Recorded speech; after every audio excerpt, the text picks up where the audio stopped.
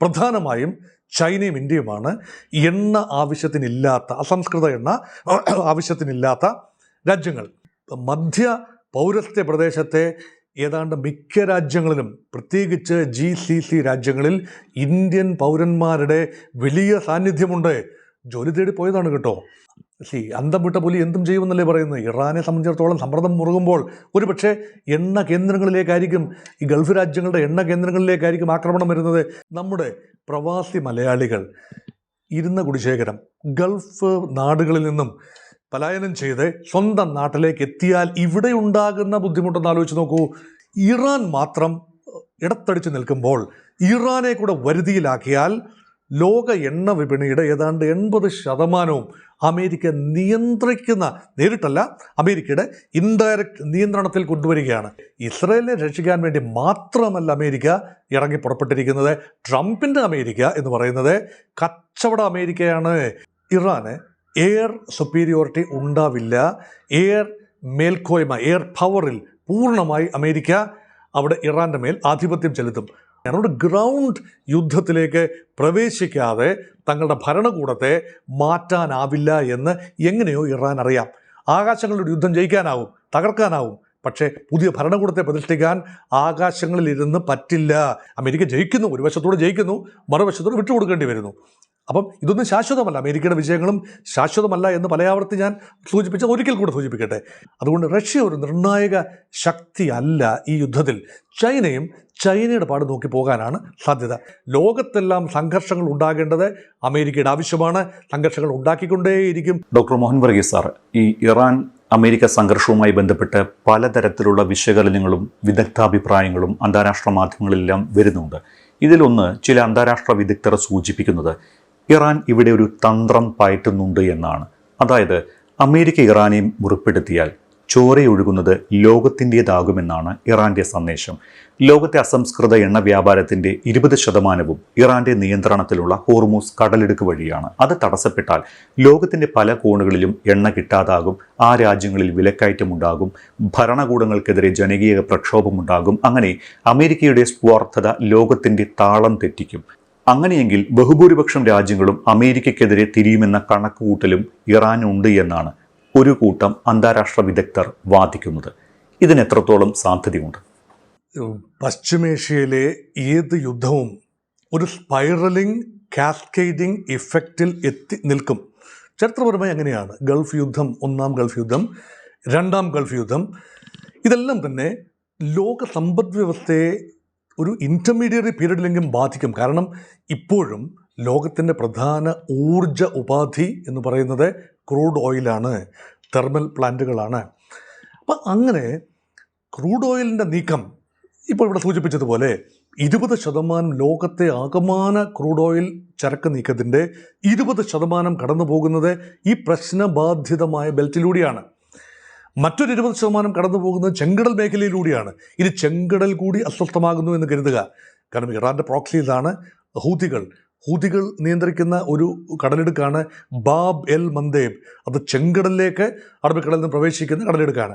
ആ ഭാഗത്തും സംഘർഷം ഉണ്ടാകാം. അപ്പോൾ പലയിടത്തും മെഡിറ്ററേനിയൻ ഭാഗത്ത് സംഘർഷം ഉണ്ടാകാം. അത് ഇറാൻ്റെ മിസൈലുകൾ അവിടം വരെ എത്തില്ലായിരിക്കാം. പക്ഷേ ചെങ്കടൽ, പേർഷ്യൻ ഗൾഫ്, ഈ 2 കടലിടുക്കുകൾ വലിയ സംഘർഷഭരിതമായാൽ ലോകത്തെ എണ്ണ നീക്കത്തിൻ്റെ ഏതാണ്ട് 40% അഫക്റ്റഡായി. അങ്ങനെ വന്നു കഴിഞ്ഞാൽ സംഭവിക്കാൻ സാധ്യതയുള്ളത് ചില രാജ്യങ്ങൾ ഓയിൽ ഡെഫിസിറ്റാണ്, ഓയിൽ ഡിപ്പെൻഡൻ്റാണ്. പ്രധാനമായും ചൈനയും ഇന്ത്യയുമാണ് എണ്ണ ആവശ്യത്തിനില്ലാത്ത, അസംസ്കൃത എണ്ണ ആവശ്യത്തിനില്ലാത്ത രാജ്യങ്ങൾ. അവയുടെ സിംഹഭാഗവും ഇന്ത്യയുടെ ആവശ്യത്തിനുള്ള 80% എണ്ണയും ഇറക്കുമതി ചെയ്യുകയാണ്. ചൈനയുടെ അവസ്ഥയും ഏതാണ്ട് അതുപോലെ തന്നെയാണ്. ആഭ്യന്തര ഊർജ്ജ സ്രോതസ്സുകൾ കുറവാണ്. വെസ്റ്റ് ഏഷ്യയിൽ നിന്ന് മാത്രമല്ല അവർ എണ്ണ ഇറക്കുമതി ചെയ്യുന്നത്. നോക്കൂ, ഇന്ത്യയുടെ കാര്യത്തിലും ചൈനയുടെ കാര്യത്തിലും ചൈനയ്ക്ക് സാരമില്ല, റഷ്യയിൽ നിന്നും എണ്ണ ഇറക്കുമതി ചെയ്യാൻ കഴിയും. ഇന്ത്യക്ക് എവിടെ നിന്ന് കഴിയും? ഇന്ത്യക്ക് കഴിയുമായിരുന്ന റഷ്യയിൽ നിന്നും ഒരു ഘട്ടത്തിൽ കഴിഞ്ഞ 2-3 മാസം മുമ്പ് വരെ 35-36% വരെ ഇന്ത്യയുടെ എണ്ണ ആവശ്യം റഷ്യയിൽ നിന്നുള്ള ഇറക്കുമതി കൊണ്ടായിരുന്നു. അത് വളരെ കുറച്ചു കാലമേ നീണ്ടു നിന്നുള്ളൂ. കാരണം 2022 ഉക്രൈൻ യുദ്ധം തുടങ്ങിയത് മുതൽ തന്നെ എണ്ണ വാങ്ങൽ കൂട്ടുന്നു. അതിന് പ്രത്യേകമായ സ്ട്രാറ്റജിക് ഓട്ടോണമി എന്നൊക്കെ ഇന്ത്യ പറയും. കാരണം അതാണ് അതിൻ്റെ ഒരു യാഥാർത്ഥ്യം. നമുക്ക് ഇവിടുന്ന് വില കുറച്ച് കിട്ടുന്നോ, ഇവിടുന്ന് റുപ്പി കൊടുത്തുകൊണ്ട് എണ്ണ വാങ്ങാൻ കഴിയുമോ, അവിടെ നിന്നെല്ലാം നമ്മൾ ചെയ്യും. അപ്പം ഇവിടെ ഇന്ത്യക്ക് വലിയ വിപത്താണ് വരിക. അതൊന്ന്, അത് എണ്ണയുമായി ബന്ധപ്പെട്ട വിപത്ത്. അപ്പോൾ എണ്ണ ഉപയോഗം അതുപോലെ തന്നെ നിൽക്കും. പക്ഷേ എണ്ണയുടെ ആവശ്യകത കൂടും, കാരണം എണ്ണ ലഭ്യത കുറയും, ആവശ്യകത കൂടും. അങ്ങനെ തീപിടിച്ച വിലയാകും. എണ്ണയ്ക്ക് മാത്രമല്ല, എല്ലാ കാര്യങ്ങൾക്കും തീപിടിച്ച വിലയാകും. അതാണ് ഇന്ത്യ പോലെയുള്ള, ചൈന പോലെയുള്ള ഇക്കോണമികൾ. ഇനി നോക്കൂ, ഇതിൻ്റെ കാസ്കേഡിംഗ് എഫക്റ്റ് നോക്കൂ. ഇവിടാണ് പ്രൊഡക്ഷൻ ബേസ്. ഇന്ത്യയിലാണ് പ്രൊഡക്ഷൻ ബേസ്. ഈ പ്രൊഡക്ഷൻ, അല്ലെങ്കിൽ ചൈനയിലാണ് പ്രൊഡക്ഷൻ ബേസ്.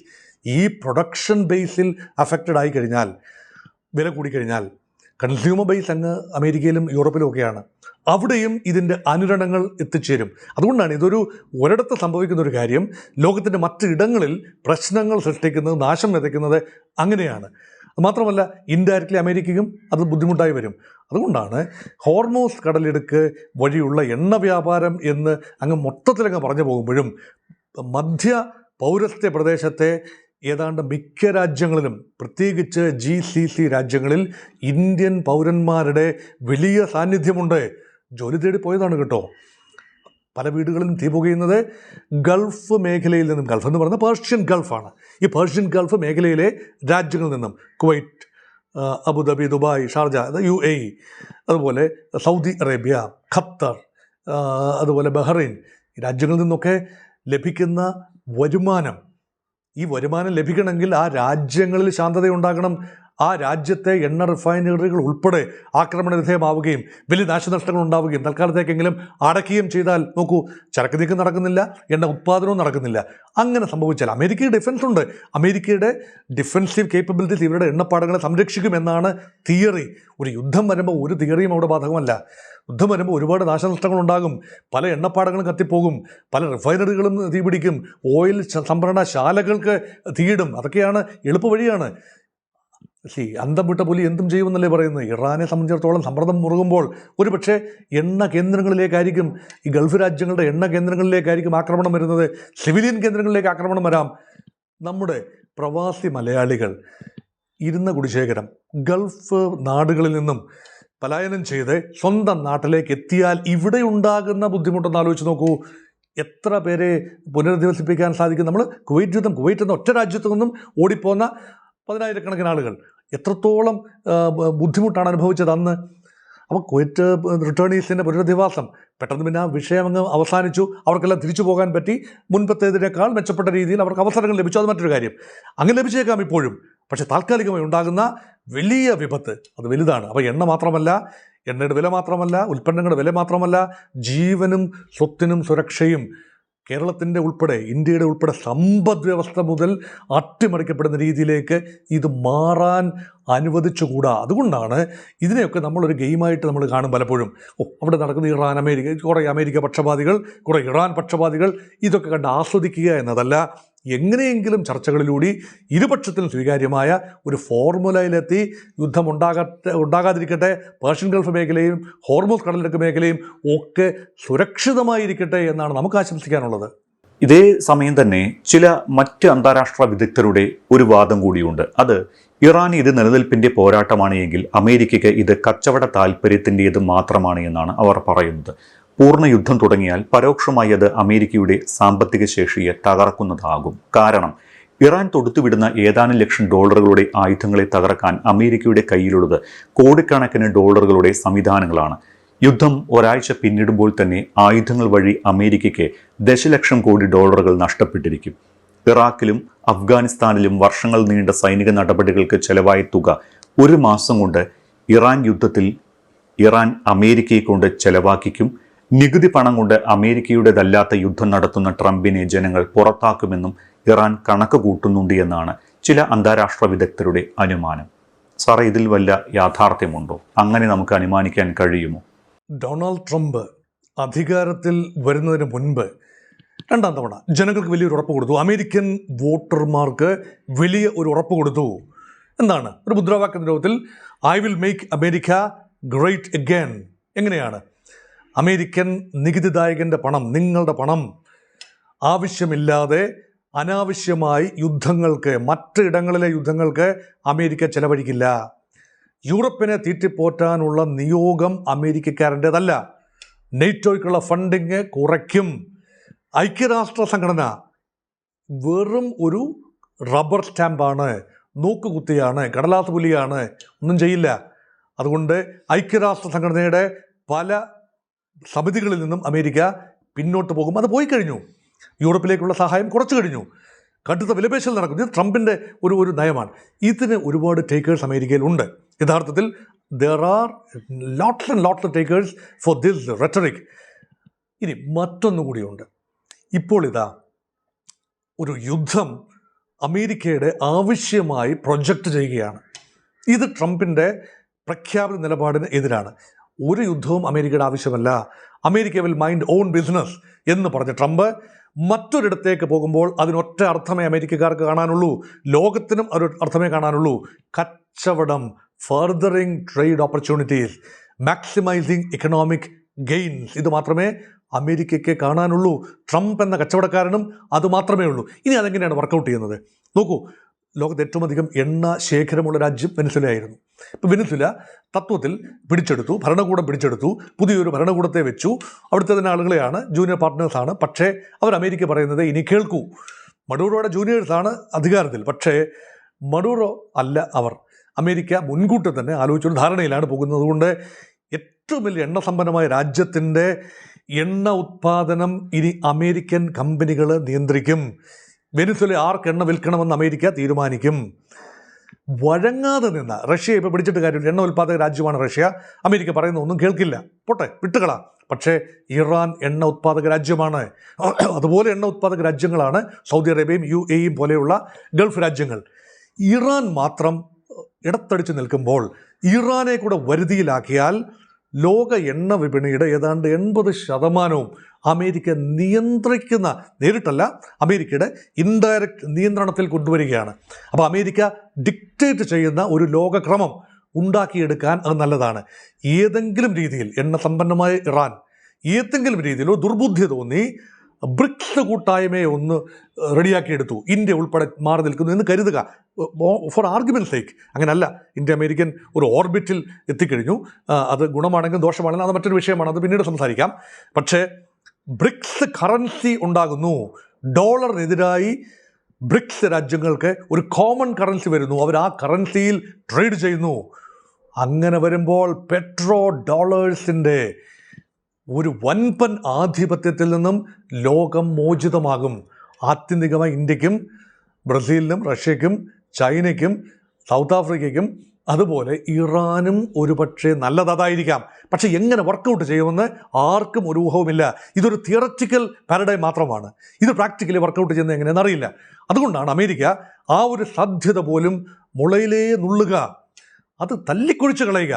ഇറാൻ ഞങ്ങളുടെ വലയത്തിൽ തന്നെ ഉണ്ടാകണം, അതിന് ഞങ്ങൾക്ക് അനുകൂലമാകുന്ന ഒരു ഭരണകൂടം ഉണ്ടാകണം, അല്ല എങ്കിൽ അയത്തുള്ള ഖൊമേനി വരച്ച വരയിൽ നിൽക്കണം. ഇവിടെ സാമ്പത്തിക താല്പര്യമാണ്, എണ്ണ താല്പര്യമാണ്. അമേരിക്കൻ കമ്പനീസിന് അമേരിക്കയിൽ ആവശ്യത്തിന് പണിയില്ല. അതുകൊണ്ട് ഗ്ലോബൽ ഓപ്പറേഷൻസിന് അമേരിക്കൻ കമ്പനികൾക്ക് മാർക്കറ്റ് തുറന്നു കിട്ടണം. പര്യവേഷണത്തിന് ഇറാൻ്റെ എണ്ണപ്പാടങ്ങളൊക്കെ വല്ലാത്ത നിലയിലാണ്. ഉപരോധം കാരണം വല്ലാതെ ബുദ്ധിമുട്ടുന്നുണ്ട്. ഇറാൻ്റെ എണ്ണ റിസർവ്സ് വളരെ കൂടുതലാണ്, പ്രകൃതിവാതക റിസർവ്സ് കൂടുതലാണ്. ഇതൊക്കെ എക്സ്ട്രാക്ട് ചെയ്യാൻ വൻപൻ അമേരിക്കൻ കമ്പനികൾക്ക് വരണമെങ്കിൽ ഒരു ഹോസ്റ്റ് ഗവൺമെൻറ് അവരെ ഇൻവൈറ്റ് ചെയ്യണം. അനുകൂലമാകുന്ന ഒരു ഹോസ്റ്റ് അന്തരീക്ഷം ഉണ്ടാകണം. അതിനുവേണ്ടി സ്വല്പം ബലപ്രയോഗം നടത്താനും അമേരിക്ക തയ്യാറാണ്. അതാണ് യുദ്ധത്തിന് പിന്നിലെ ഒരു സാമ്പത്തിക ശാസ്ത്രം. അപ്പം ഇത് ഇറാനോട് അമേരിക്കയ്ക്ക് വിരോധമുള്ളത് കൊണ്ടോ ഇനി ഇസ്രയേലിനെ അങ്ങനെ സംരക്ഷിക്കണമെന്നുള്ളതുകൊണ്ടോ അതൊക്കെ ഒരു ഉപരിപ്ലവമായ ചിന്തകളാണ്. അതൊക്കെ ഉപരിപ്ലവം മാത്രമല്ല, ഇസ്രയേലിനെ സംരക്ഷിക്കണം. കാരണം ഇസ്രയേൽ ലോബിയുടെ ആക്ടിവിറ്റി വളരെ പ്രധാനമാണ്. ഇസ്രയേൽ ലോബി അല്ലെങ്കിൽ ജൂയിഷ് ലോബി അമേരിക്കയുടെ ഡിസിഷൻ മേക്കിംഗ് അപ്പാരറ്റസ് ചലിപ്പിക്കാൻ പര്യാപ്തമാണ്. ആർമമെൻറ്റ് ഇൻഡസ്ട്രി, ഓർഡിനൻസ് ഇൻഡസ്ട്രി, ഇല്ലേ, ഫിനാൻഷ്യൽ ഇൻഡസ്ട്രി, അതുമാത്രമല്ല ഇൻഷുറൻസ് സെഗ്മെൻറ്റ് എന്നു വേണ്ട സകല സെഗ്മെൻറ്റിലും ജൂയിഷ് ലോബിയുടെ പിടിമുറുക്കലുണ്ട്. അതുകൊണ്ട് അവരെ ഡിസ്റിഗാർഡ് ചെയ്തുകൊണ്ട് ഒന്നും ചെയ്യാനാവില്ല. അതൊരു യാഥാർത്ഥ്യമാണ്. പക്ഷേ ഇസ്രയേലിനെ രക്ഷിക്കാൻ വേണ്ടി മാത്രമല്ല അമേരിക്ക ഇറങ്ങി പുറപ്പെട്ടിരിക്കുന്നത്. ട്രംപിൻ്റെ അമേരിക്ക എന്ന് പറയുന്നത് കച്ചവട അമേരിക്കയാണ്. എവിടെയും ഒരു യുദ്ധമാണെങ്കിലും സമാധാന കരാറാണെങ്കിലും തനിക്ക് കിട്ടാനുള്ളത് ഇങ്ങ് കിട്ടണം എന്ന ചിന്തയിൽ തന്നെയാണ് അമേരിക്ക പോകുന്നത്. അല്ലാതെ പുറമേ പറയും make the world safe for democracy. മുൻ പ്രസിഡന്റുമാരൊക്കെ ട്രംപിൻ്റെ കാലത്തിനൊക്കെ വളരെ മുമ്പ് തന്നെ ജോർജ് ബുഷും ഒക്കെ പറഞ്ഞിട്ടുള്ളതാണ്. ലോകത്തെ ജനാധിപത്യവൽക്കരിക്കേണ്ടത് ഞങ്ങളുടെ ആവശ്യമാണ്, അതുകൊണ്ട് ഞങ്ങൾ ഇറങ്ങിത്തിരിക്കുന്നു. മുൻപ് സാഹിബുമാർ പറഞ്ഞിട്ടില്ലേ, ഇവിടെ കൊളോണിയൽ മാസ്റ്റേഴ്സ് വന്ന ബ്രിട്ടീഷുകാർ പറഞ്ഞിട്ടില്ലേ, വൈറ്റ് മാൻസ് ബർഡൻ, എന്താണ്, വെള്ളക്കാരൻ്റെ ബേർഡനാണ്, ഉത്തരവാദിത്വമാണ്, വലിയ വലിയ ഒരു ഇതാണ് ഇന്ത്യയൊക്കെ ഒന്ന് സിവിലൈസ് ചെയ്തെടുക്കുക. വൈറ്റ് മാൻസ് ബേർഡൻ ആരുടെ ബേർഡൻ അല്ല, കൊള്ളയടിക്കാൻ വേണ്ടി വന്നതാണ്. കൊള്ളയടിച്ച് കൊണ്ടുപോയി, സമ്പത്ത് കൊള്ളയടിച്ച് കൊണ്ടുപോയി സുഖമായി ജീവിച്ചു. ഇപ്പോൾ യൂറോപ്പ് വല്ലാത്ത ബുദ്ധിമുട്ടിലാണ്, യൂറോപ്യൻ രാജ്യങ്ങൾ തകർച്ചയുടെ വക്കിലാണ്. ഒരു യൂറോപ്യൻ യൂണിയൻ എന്ന രീതിയിൽ സ്വല്പം they put a very brave face എന്ന് മാത്രമേ ഉള്ളൂ. ആത്യന്തികമായി ഡൗൺ സ്ലൈഡിലാണ് യൂറോപ്പ് എന്നുകൂടി ഓർക്കണം. അതുകൊണ്ട് അമേരിക്ക ഇപ്പോഴത്തെ നില, ലോകത്തെ ഇപ്പോഴത്തെ അധീശ ശക്തി എന്ന നില തുടരണമെങ്കിൽ അമേരിക്ക ഇടപെടലിൻ്റെ രാഷ്ട്രീയം, സംഘർഷത്തിൻ്റെ രാഷ്ട്രീയം, യുദ്ധത്തിൻ്റെ അന്താരാഷ്ട്ര രാഷ്ട്രീയം പയറ്റിയേ മതിയാകൂ എന്ന ഒരു സാമ്പത്തിക തിരിച്ചറിവ്, ഇതാണ് ഒരു പക്ഷേ ഇതിലേക്ക് അമേരിക്ക നയിക്കുന്നത്. വ്യത്യസ്ത തരത്തിലുള്ള ഇതുപോലെയുള്ള അനുമാനങ്ങൾ ഉണ്ട് എങ്കിലും യുദ്ധം ഏറ്റവും ആഴത്തിൽ മുറിവേൽപ്പിക്കുന്നത് ഇറാനെ തന്നെയാകുമല്ലോ. സാമ്പത്തികമായി ദുർബലമായ അവസ്ഥയിലുള്ള ഇറാന് യുദ്ധച്ചെലവ് കൂടി വഹിക്കാൻ നിലവിലെ അവസ്ഥയിൽ കഴിയില്ല. അപ്പോൾ ഇപ്പോഴത്തെ സാഹചര്യങ്ങൾ നിലനിൽക്കുമ്പോഴും യുദ്ധം ഒഴിവാക്കാൻ തന്നെയാകില്ലേ ഇറാൻ്റെ ശ്രമം? ഈ ഭീമമായ ചിലവ് നമുക്കറിയാം. ഈ അമേരിക്ക ലോഞ്ച് ചെയ്യുന്ന മിസൈലുകൾ കുറേയൊക്കെ തടുക്കാൻ കഴിയും. അത് ആൻറ്റി ബാലിസ്റ്റിക് മിസൈൽ കൊണ്ടാണ്. ഇറാൻ ഒരു ചെറിയ ശേഖരമുണ്ട്, S-300, S-400, അത് റഷ്യയൊക്കെ കൊടുക്കുന്നതായിരിക്കണം. അതിൻ്റെ ഒരു ശേഖരം ഉണ്ടാകണം. അത് തീർന്നു കഴിഞ്ഞാൽ പിന്നീട് അമേരിക്കയുടെ ഒരു തേർവാഴ്ച ആകാശങ്ങളിൽ നടക്കും. ഭൂമിയിലല്ല, ആകാശങ്ങളിൽ നടക്കും. ഇറാൻ്റെ ആകാശങ്ങളിൽ അമേരിക്കയുടെ തേർവാഴ്ച ഉണ്ടാവാം. അപ്പം ആത്യന്തികമായി ഇറാന് എയർ സുപ്പീരിയോറിറ്റി ഉണ്ടാവില്ല. എയർ മേൽക്കോയ്മ, എയർ പവറിൽ പൂർണ്ണമായി അമേരിക്ക അവിടെ ഇറാൻ്റെ മേൽ ആധിപത്യം ചെലുത്തും. അപ്പോഴും തൽക്കാലം മുണ്ട് മുറുക്കി കൊടുത്തുകൊണ്ട് എല്ലാം ക്ഷമിച്ച്, എല്ലാം സഹിച്ച്, പരമാവധി പീഡനങ്ങൾ ഏറ്റുവാങ്ങി, പരമാവധി താടനങ്ങൾ ഏറ്റുവാങ്ങി അപ്പോഴും തങ്ങൾക്ക് നിലനിൽക്കാനാവുമെന്ന ഒരു പ്രതീക്ഷ ഇറാനുണ്ട്. കാരണം അത് ഗ്രൗണ്ട് സപ്പോർട്ടാണ്, തിണ്ണമെടുക്കെന്ന് പറയാം. ഒരു നെഗറ്റീവ് സെൻസിൽ അല്ല, ഒരു പോസിറ്റീവ് സെൻസിൽ. കാരണം ഇറാൻ്റെ ടെറൈനെക്കുറിച്ച് നന്നായി അറിയാവുന്ന ഇറാന് മാത്രമാണ്. അമേരിക്ക എത്രത്തോളം സാറ്റലൈറ്റിലൂടെ പഠിച്ചാലും ground reality is advantages to Iran. മുൻകാല യുദ്ധങ്ങളിലും അങ്ങനെ തന്നെയാണ്. അഫ്ഗാനിസ്ഥാൻ അമേരിക്ക എത്ര കാലം പോരാട്ടം നടത്തി? അവിടെ മലനിരകളിലേക്ക് താലിബാൻ്റെ സൈന്യങ്ങൾ മാറുന്നു. അമേരിക്ക എന്ത് ചെയ്യാനാവും? ഏതാനും പട്ടണങ്ങൾ പിടിച്ചു വെച്ചുകൊണ്ടിരിക്കാമെന്നല്ലാതെ ഒന്നും ചെയ്യാനാവില്ല. യുദ്ധമെന്ന് പറയുന്നത് അങ്ങനെയാണ്. അതുകൊണ്ട് ഗ്രൗണ്ട് യുദ്ധത്തിലേക്ക് പ്രവേശിക്കാതെ തങ്ങളുടെ ഭരണകൂടത്തെ മാറ്റാനാവില്ല എന്ന് എങ്ങനെയോ ഇറാൻ അറിയാം. ആകാശങ്ങളുടെ യുദ്ധം ജയിക്കാനാവും, തകർക്കാനാവും, പക്ഷേ പുതിയ ഭരണകൂടത്തെ പ്രതിഷ്ഠിക്കാൻ ആകാശങ്ങളിലിരുന്ന് പറ്റില്ല. ഗ്രൗണ്ടിൽ പുതിയ ഭരണകൂടം ഏറ്റെടുക്കാൻ ആളുണ്ടാകണം. ആ ഭരണകൂടം അംഗീകരിക്കപ്പെടണം. IRGC ഉൾപ്പെടെ എന്ത് നിലപാടാണ് എടുക്കുന്നത്? ഇറാൻ്റെ പൊതുവെയുള്ള ജനസമൂഹം വലിയ രീതിയിൽ ആളുകൾ അസംതൃപ്തരാണ് കേട്ടോ. യഥാർത്ഥത്തിൽ അതൊന്നും ഊതിപ്പിരിപ്പിച്ച കണക്കൊന്നുമല്ല. പല സർവേകളിലും, ഇൻഡിപെൻഡൻറ്റ് സർവേകൾ നടക്കുമോയെന്നറിയില്ല, നമുക്ക് പുറത്തു വന്നിട്ടുള്ള സർവേകൾ 70% ആളുകൾ ഇറാൻ ഭരണകൂടത്തിൻ്റെ നിലപാടുകളോട് അസഹിഷ്ണുതയുള്ളവരാണ്. ഇറാൻ ഇതിനേക്കാൾ കൂടുതൽ ഞങ്ങൾ അർഹിക്കുന്നു എന്ന് കരുതുന്നവരാണ്.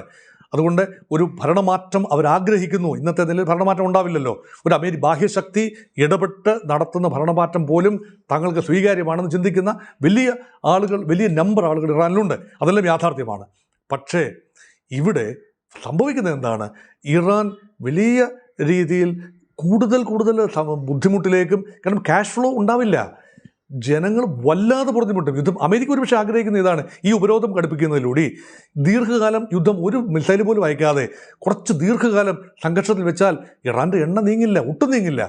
ഇറാൻ അധികകാലം മുന്നോട്ട് പോകാനാവില്ല. അങ്ങനെ വീണ്ടും ഒരു വേവ് ഓഫ് ഡൊമസ്റ്റിക് അൺട്രസ്റ്റ് കൂടി ഉണ്ടാകും. അത് സാഹചര്യങ്ങളെ കടപുഴകി ശ്രീലങ്കയിലൊക്കെ സംഭവിച്ചില്ലേ, പാകിസ്ഥാനിൽ സംഭവിച്ചില്ലേ, ബംഗ്ലാദേശിൽ സംഭവിച്ചില്ലേ, നേപ്പാളിൽ സംഭവിച്ചില്ലേ? അതുപോലെ ജനകീയ പ്രക്ഷോഭത്തിലൂടെ ഇറാൻ്റെ നഗരങ്ങൾ ആളിക്കത്തും. കഴിഞ്ഞ ഒന്ന് കത്തി ഡിസംബർ 28 തുടങ്ങി വെച്ചത് 1-2 ആഴ്ച നിന്നു, ഫിസിലൗട്ട് ചെയ്തു, അടിച്ചമർത്തപ്പെട്ടു. പക്ഷേ അടുത്ത പ്രാവശ്യം അടിച്ചമർത്തപ്പെടാനാവാത്ത രീതിയിൽ ജനം തെരുവിലിറങ്ങി പൊറുതിമുട്ടിയാൽ ഒരു പക്ഷേ അമേരിക്ക അങ്ങനെ ഒരു പ്ലാൻ ഉണ്ടോ എന്നറിയില്ല. അതുകൊണ്ട് മാക്സിമം പ്രഷർ എല്ലാ രീതിയിലും, സാമ്പത്തികമായും സൈനികമായും പ്രഷർ ചെലുത്തി ഉദ്ദേശിക്കുന്ന കാര്യങ്ങൾ നേടിയെടുക്കുക എന്ന ഒരു ഗെയിം പ്ലാൻ ആണ് എങ്കിൽ അപ്പോഴും ഇറാൻ്റെ റെസിലിയൻസ് വളരെ പ്രധാനമാണ്. ഇറാൻ ഇതുവരെ ഒരു വൈദേശിക ശക്തിക്ക് കീഴടങ്ങിയിട്ടില്ല. പക്ഷേ ആഭ്യന്തരമായൊരു മാറ്റം വന്നാൽ അത് വൈദേശിക ആക്രമണമല്ല, ആഭ്യന്തരമായി വരുന്ന മാറ്റമാണ്. അതിന് വൈദേശിക ശക്തികൾ വഴിയൊരുക്കുന്നു എന്നതാകാം. കാരണം നോക്കൂ, അഫ്ഗാനിസ്ഥാൻ ഇതുവരെ കീഴടങ്ങിയിട്ടില്ല. പൂർണ്ണമായി വൈദേശിക ശക്തിയുടെ ആധിപത്യത്തിലായിട്ടില്ല. ബ്രിട്ടീഷുകാരോ ഫ്രഞ്ചുകാരോ റഷ്യൻസോ ഒന്നും തന്നെ, അവരെല്ലാം കടന്നു വന്നവരെല്ലാം പോയി. റഷ്യൻ ടാങ്കുകൾ ഇരമ്പിയെത്തി കാബൂളിലേക്ക്. കടന്നു പോകേണ്ടി വന്നില്ലേ? അമേരിക്കൻ ടാങ്കുകൾ എത്തി, തിരിച്ചു പോകേണ്ടി വന്നില്ലേ? അതുകൊണ്ട് ഇങ്ങനെയുള്ള ടെറൈൻ, ഇറാൻ അഫ്ഗാനിസ്ഥാൻ പോലെയുള്ള സ്ഥലങ്ങൾ ദീർഘകാലം ഒരു രാജ്യത്തിനും പിടിച്ചു വയ്ക്കാനാവില്ല എന്ന ജനറൽ ഒരു അണ്ടർസ്റ്റാൻഡിങ് ഇറാനുണ്ട്. അതുകൊണ്ടാണ് ഒരുപക്ഷെ അവസാനം വരെ പൊരുതി നിൽക്കാൻ ഇറാൻ ഭരണകൂടം ശ്രമിക്കാനുള്ള സാധ്യത കാണുന്നത്. അതുകൊണ്ട് കൂടിയാണ്.